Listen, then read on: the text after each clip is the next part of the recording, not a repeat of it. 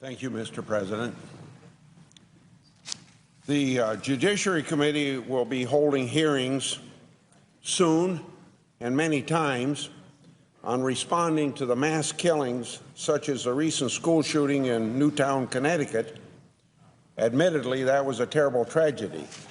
We're all sympathetic to the families of the victims of that horrendous crime. President Obama has asked Congress to pass legislation in response to that event.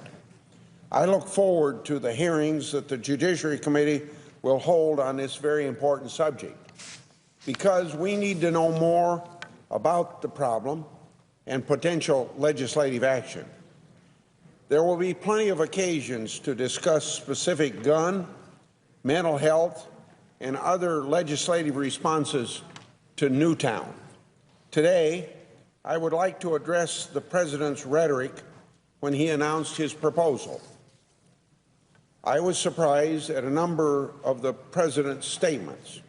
For instance, he is directing the Center for Disease Control to conduct research into the causes of gun violence. But gun violence is not a disease, and lawful gun ownership is not a disease.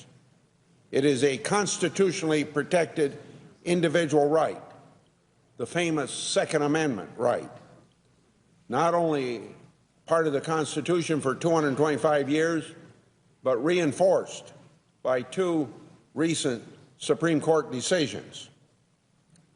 The President said that we suffer from an, quote, epidemic of violence, end of quote.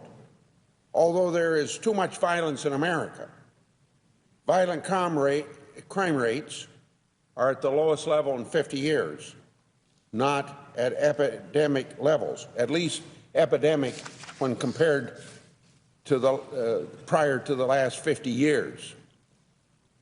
And there's reason for that.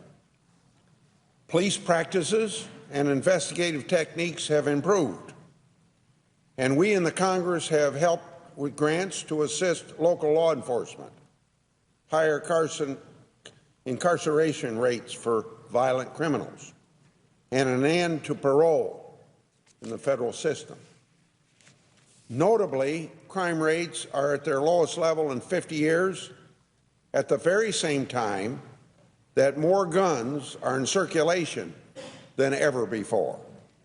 But what has not declined is mass killings, like we had in Newtown, Connecticut. And of course, this should be our focus.